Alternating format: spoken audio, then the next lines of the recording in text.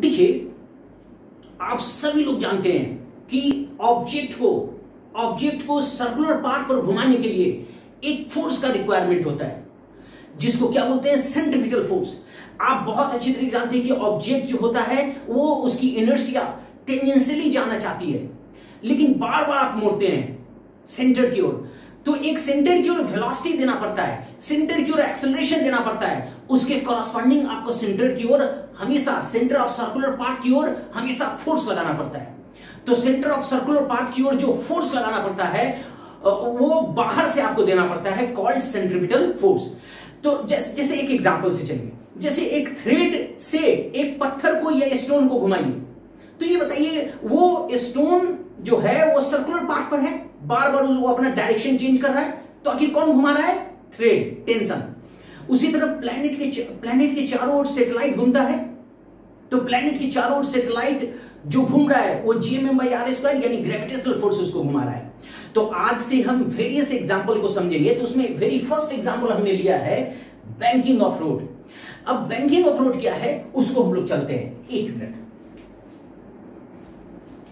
अब समझिए, banking of road में रोड जो होता है वो व्हीकल को या ऑब्जेक्ट को मोड़ने का काम करती है, मतलब रोड मोड़ता है, ध्यान रखिएगा, है ना। जैसे एक एग्जांपल से ये देख लीजिए, ये फिगर पर ध्यान रखिएगा। एक एग्जांपल है, जो फूड ये होता है प्लेट, उसको आपने देखा होगा कि वो बाहर से इंक्लाइंड होता है, ओके, लाइक दिस, है ना।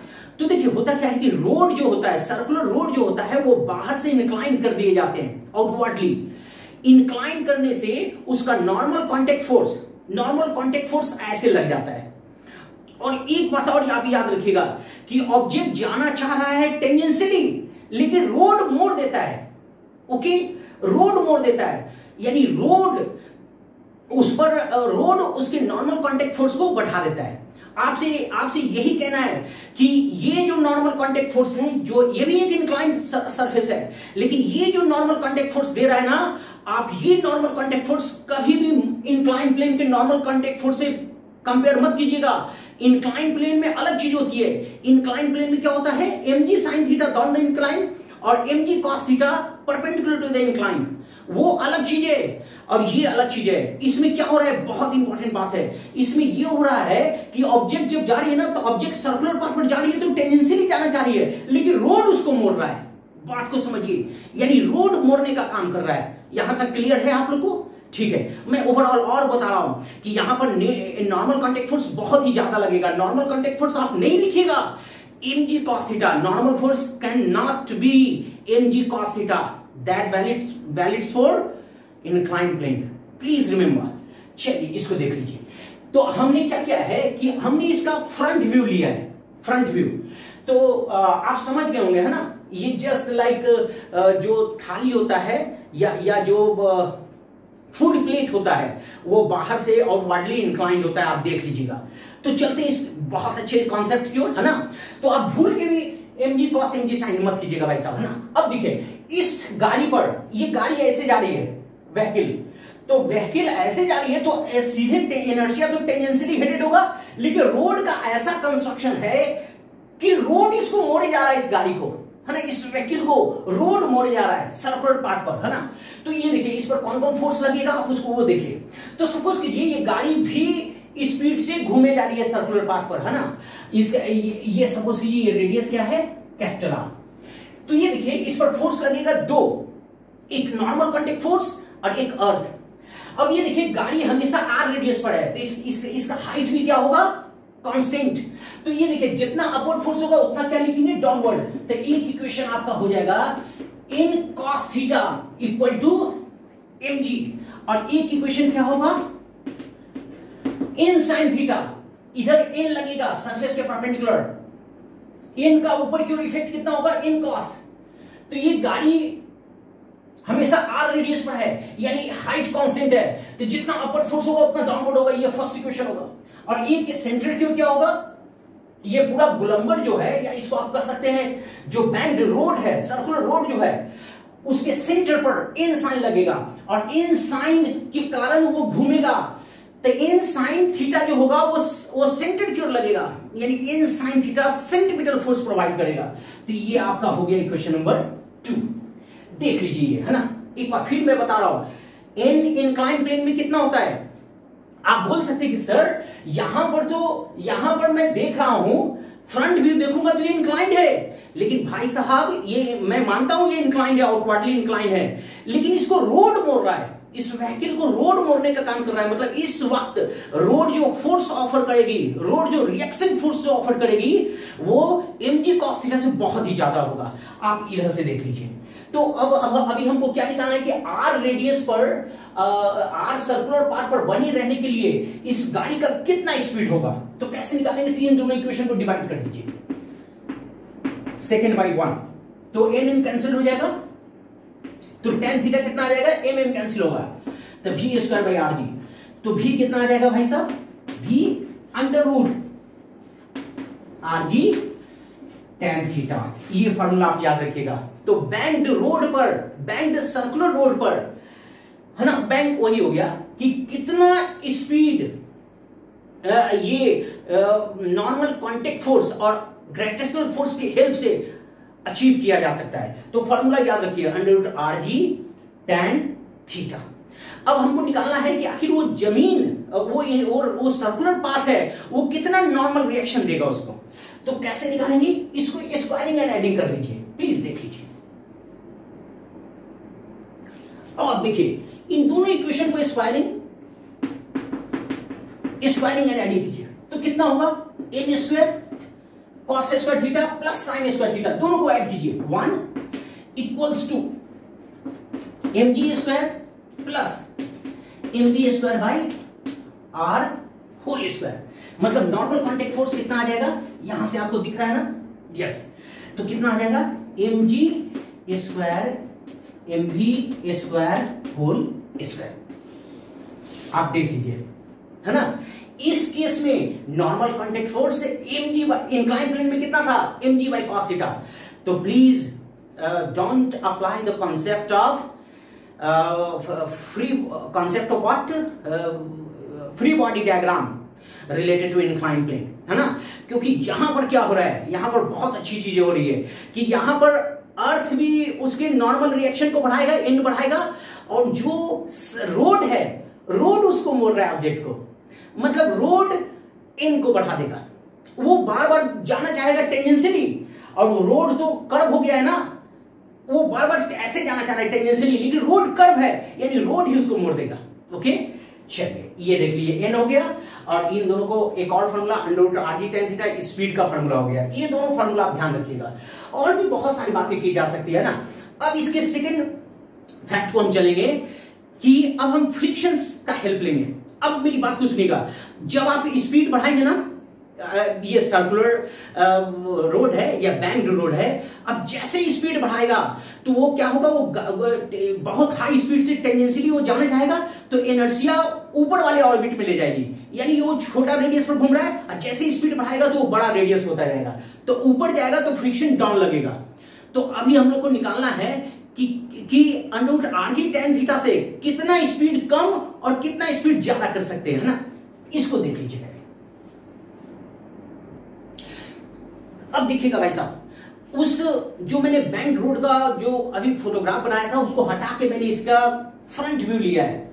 तो आप ये बताइए कि मैंने बताया था कि जैसे ही वो स्पीड बढ़ाएगा व्हीकल, तो स्पीड बढ़ाने से क्या होगा, उसकी इनर्शिया टेंजेंशियली बहुत हाई स्पीड होगी।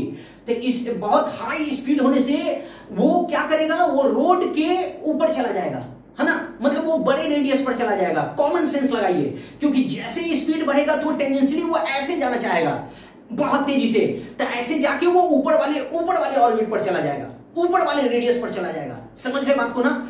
तो मेरा जब वो जैसे ही वो रेडियस बढ़ाएगा तो फ्रिक्शन डाउन द इंक्लाइन लगेगा। तो आप देख लीजिए, ये गाड़ी अंदर जा रही है और ये बाहर आ रही है, ओके, और जैसे ये स्पीड बढ़ाएगा तो ये ऊपर जाना चाहेगा। कॉमन सेंस लगाइए, तो फ्रिक्शन लगेगा नीचे, तो फ्रिक्शन बचा लेगा। तो अभी कौन कौन सारे फोर्स लग रहे हैं, फ्रिक्शन, mg, नॉर्मल। तो अब देखिए, अगर आप फ्रिक्शन का हेल्प नहीं लेंगे तो आपको कितना स्पीड मिलेगा भैया?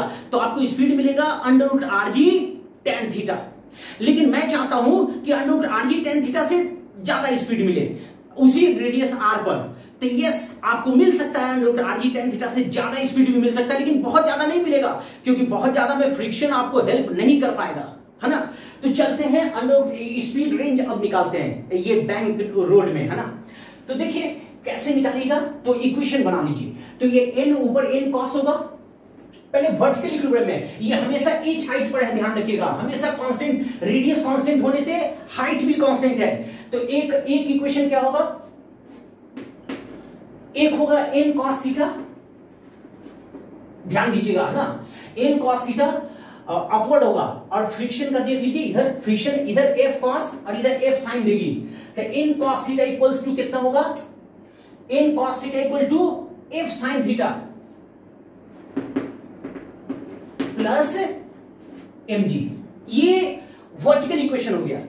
और एक इक्वेशन और बना लीजिए, n sin थीटा, n का ऊपर n cos, तो इधर क्या होगा, सेंटर क्यों क्या होगा, n sin थीटा, और फ्रिक्शन कितना देगी, तो फ्रिक्शन देखिए, फ्रिक्शन इधर फ्रिक्शन f दे रही है, ऊपर जाने से बचाने के लिए। फ्रिक्शन जहां तक होगा हेल्प करेगा, ज्यादा हेल्प नहीं करेगा। तो फ्रिक्शन इधर की ओर कितना देगा, f cos थीटा। तो फ्रिक्शन f cos थीटा, तो फ्रिक्शन भी अपना इफेक्ट देगी, नॉर्मल भी अपना इफेक्ट देगी, और वही उसको r रेडियस पर घुमाएगी। तो ये कितना होगा, mv max, mv square max, mv square v max square divided by r। अब आप एक काम कीजिएगा, फ्रिक्शन इक्वल टू, भूल के मत लिखिएगा, mu into mg cos theta, because यहां पर रोड मोड़ने का काम कर रहा है। फ्रिक्शन इक्वल टू हमको क्या लिखना है भाई साहब, सिर्फ mu into m, don't write mu into mg cos theta. Okay, तो यहां पर म्यू इंटू एन लिख दीजिए। तो कैसे सॉल्व करेंगे, हमको क्या निकालनी है, v मैक्स। तो इसको ऐसे लिख लीजिए, n cos थीटा, इसको इधर भेज दीजिए, म्यू इंटू एन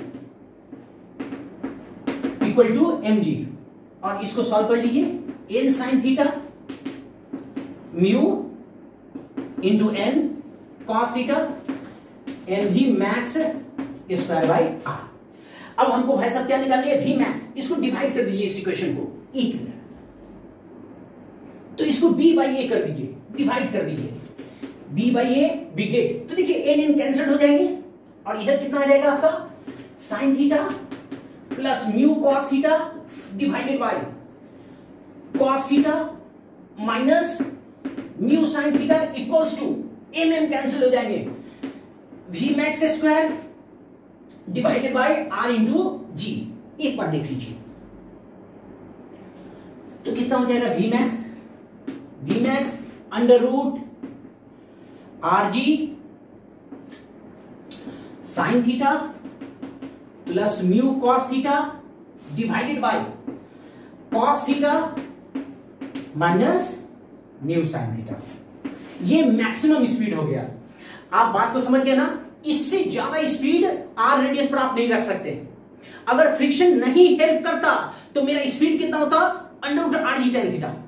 अगर मैं फ्रिक्शन का हेल्प ले रहा हूं तो मैं आर रेडियस, अगर मैं बहुत हाई स्पीड करके जाऊंगा तो मैं, आप कॉमन सेंस लगाइए, हाई स्पीड करेंगे तो आप बड़े रेडियस पर जाने का खतरा है। तो फ्रिक्शन आपको डाउनवर्ड इंक्लाइन आप अपर जाएंगे तो टायर पर फोर्स क्या लगेगा, डाउनवर्ड, जो कि आपको अप द इंक्लाइन जाने से बचा देगा। तो हमेशा याद रखिए, आप बहुत सारा पैरामीटर निकाल सकते हैं।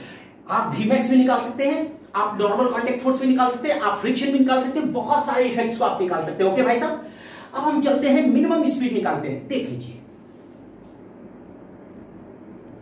अब इस एग्जाम्पल को समझिएगा ना।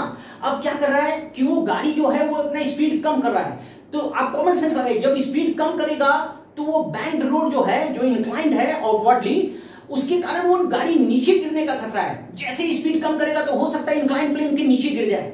तो इसका मतलब है फ्रिक्शन अपवर्ड लगेगा, तो फ्रिक्शन अप द इंक्लाइन लगेगा ऐसे, यानी कि under root r g tan theta से कम स्पीड में हम कर सकते हैं, ठीक है, तो फ्रिक्शन बचा लेगा। लेकिन बहुत ज्यादा स्पीड कम नहीं कर सकते आप। तो अब इक्वेशन बना लीजिए, तो ये कितना होगा, इसको प्रोजेक्ट कर लीजिए ऐसे, है ना। तो ये कितना हो जाएगा भाई साहब, ये थीटा होगा, तो ये कितना हो जाएगा, ये 90 माइनस थीटा हो जाएगा, देख लीजिए। तो ये हो गया 90 माइनस थीटा। अब इक्वेशन बनाना शुरू कर दीजिए, या ये कितना हो जाएगा थीटा। तो चलिए इक्वेशन बनाते हैं, रेडी। तो n ऊपर कितना होगा n cos थीटा, और फ्रिक्शन का इधर की ओर कितना होगा f cos थीटा, ऊपर कितना होगा f sin थीटा। तो f sin theta equals to mg, ये फर्स्ट इक्वेशन आपका हो गया, ओके। और देखिए एक सेंट्रीपिटल फोर्स लगेगा, तो n sin थीटा और माइनस फ्रिक्शन का कंपोनेंट इधर लगेगा, ध्यान रखिएगा, f cos theta equals to this provide required centripetal force, okay. तो आपको क्या रखना है mv minimum square divided by r। Second equation solve कर लीजिए इसको, ओके। अब क्या करना है, friction equal to mu into n होता है ना, एक मिनट। अब देखिए यहां पर इस इक्वेशन को n cos थीटा फ्रिक्शन की जगह पर रख दीजिए, mu sin theta equals to mg, फिर इसको भी लिख लीजिए sin theta minus mu into n equals to m v minimum square divided by r. देख लीजिए, अब ये दोनों इक्वेशन को डिवाइड कर दीजिए डी बाई सी। तो देखिए एन एन कैंसिल हो जाएगा।